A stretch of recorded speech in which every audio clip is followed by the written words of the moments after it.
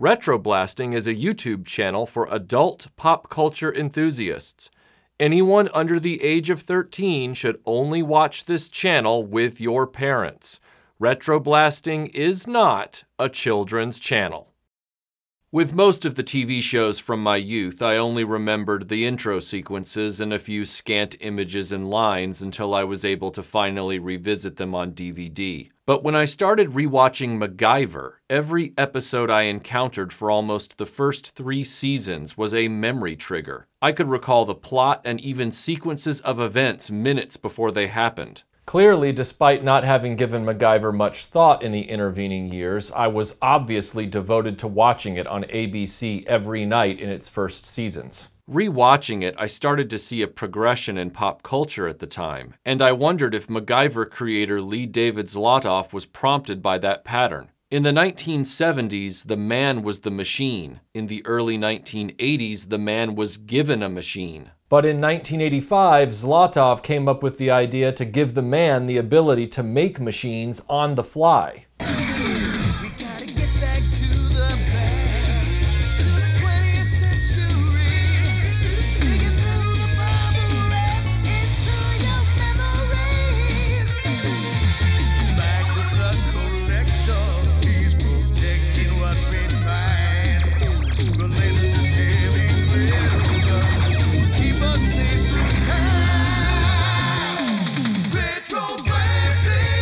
This is killer! Oh no, no, no, no, no, no, no!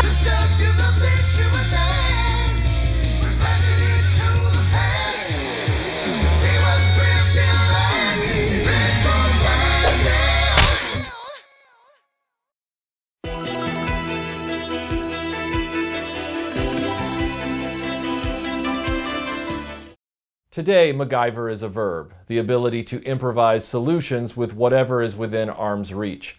In 1985, the character landed on our TV screens with his roll of duct tape, his paper clips, and his Swiss Army knife, and quickly gained a foothold in the ratings. Everyone from Generation X remembers Richard Dean Anderson as the eponymous MacGyver, a freelance agent that works with Peter Thornton's altruistic Phoenix Foundation to help make the world a better place. Except that's not how the series actually began. It isn't uncommon for a series to take a few episodes to figure out its personality, whether it was Magnum P.I.'s first season having a completely different intro theme, or Face being played by a totally different actor in the pilot episode of The A-Team. TV shows have a history of feeling very different in their debuts compared to their subsequent episodes or seasons. MacGyver, however, took an extraordinarily long time to figure out what it wanted to be. An entire season. It wasn't just the setting that was in question. It was also the fundamental personality of the character himself. Throughout the first season of MacGyver, you can see the writers and producers trying to feel their way into this idea, and they're throwing darts in almost every episode to find something they like. In the pilot episode, MacGyver appears to live somewhere inside Griffith Observatory in Los Angeles, and his roommate is a young boy who is only seen at the beginning and end of the episode. MacGyver has just returned from a mission to defuse a stolen US missile. Some dude from the government named Gant wants Mac to help save scientists trapped in an underground laboratory after a horrendous explosion has caused a huge chemical leak. The lab has state-of-the-art security, so getting in will be as difficult as getting out. MacGyver is shuttled to the location in Blue Thunder. Yeah, that's Blue Thunder. I couldn't believe it. Then, with the help of one of the scientists, Max stops the chemical leak with Hershey bars, disables a laser field with the help of cigarettes and a pair of binoculars, and saves the survivors. If you think you're seeing the beginnings of the classic MacGyver here, don't be fooled. Actor Dana Elcar can be spotted, but he isn't playing Pete Thornton. He's playing one Andy Coulson, a scientist or operations guy or something at the laboratory. MacGyver is also not quite his unassuming self. He's trying to sound like John Wayne, oddly. The acid will react with the sugars to form an elemental carbon and a thick gummy residue. And he has this Bond-like approach to the ladies that is very much not his character in later seasons. I guess you could say he really puts the Mac in MacGyver in these early episodes.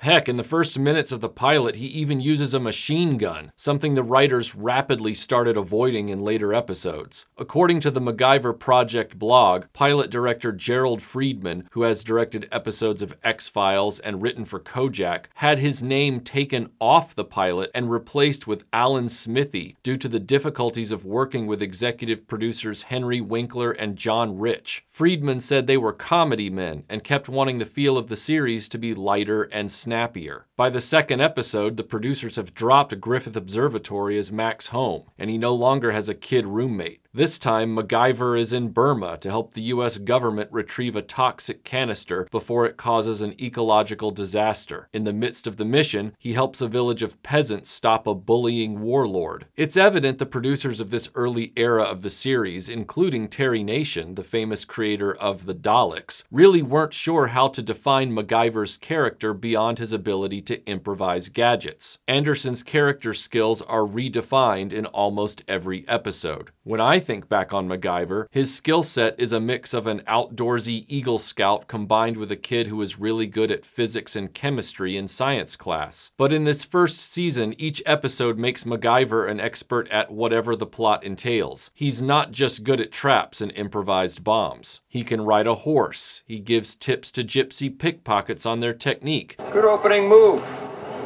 Nice fast dip, good carry on a scale of 1 to 10, 10 being best, give you about a 6, maybe a 7. He can fly a hot air balloon and a military fighter jet. He's a James Bond level gambler, a safecracker, an oil rig fire expert. He's the military's top man for defusing complex bombs. He's a tactical saboteur for the Pentagon. He has the knowledge to stop a nuclear reactor from melting down. He's well versed in computer programming and hacking. And he's apparently also a personal security expert. You don't look like a hotshot expert on personal security.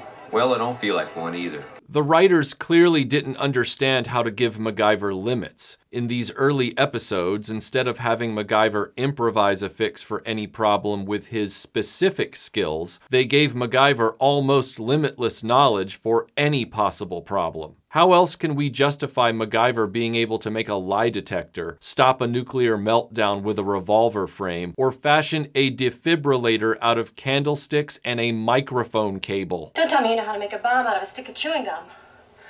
Why, you got some? And during all of this, the writers also don't have a handle on MacGyver's personality. Mac goes from aw shucks to downright cocky to womanizer and back again episode after episode. It's gonna be alright. We're gonna make it.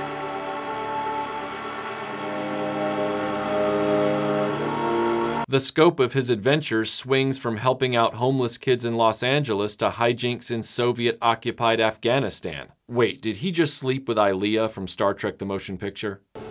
You're staring at me. I just want to remember.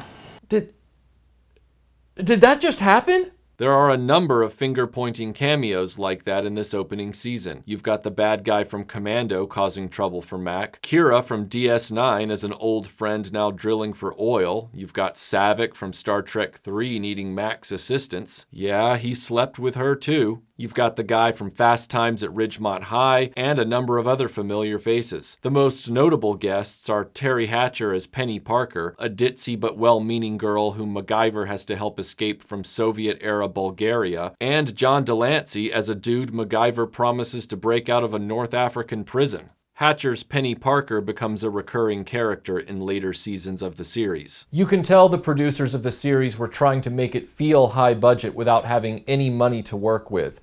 Remember, this was still an era where TV was not as polished as it is today. It was a simpler time when the hills of California doubled for every country on Earth, and copious amounts of gaffer's tape were always jury-rigging something right at the edge of the camera's view. I'm pretty sure this is covering a brace to hold the propeller up under Anderson's weight. If it was actual propeller edge tape, it would be extending the length of the prop. Anyway, back to the retrospective. 2 episodes even borrowed heavily from Paramount's vault of stock footage to make the stories feel bigger in scope. In the episode Thief of Budapest, they gank the chase footage from the original Italian Job with Michael Caine and put MacGyver and his friends in similarly colored minis. In the episode Trumbo's World, MacGyver finds himself trying to help a guy with a plantation in the Amazon rainforest save his land from an invasion of killer ants. Much of the footage of the ants was pulled from The Naked Jungle with Charlton Heston and Eleanor Parker. Marabunta.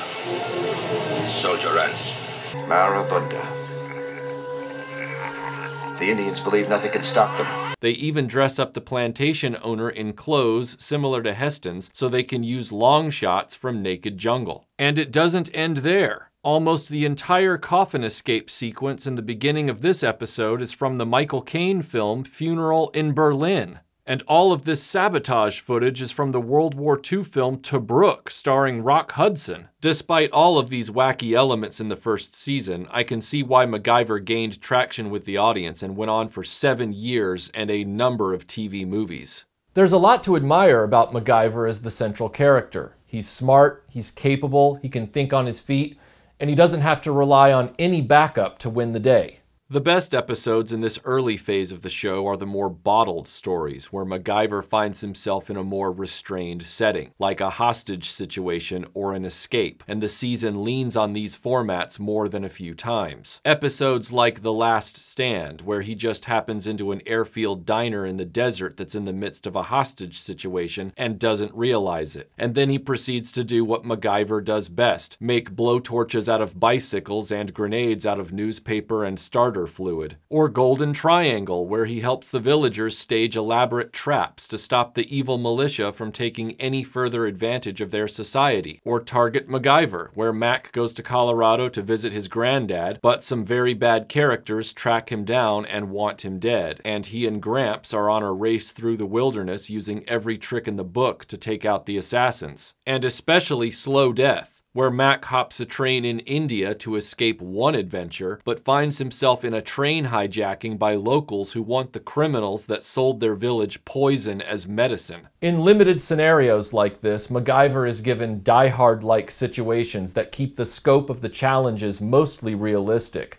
and the show can do a lot more with a smaller budget. It's when they try to make us believe that Mac is in Pakistan or Bulgaria or Budapest or at a nuclear power plant that the suspension of disbelief starts to fall apart. Midway through the season, the pieces begin to maneuver into the MacGyver we're going to be familiar with. In Nightmares, Dana Elkar's Pete Thornton makes his first appearance, and returns in the subsequent episode Deathlock.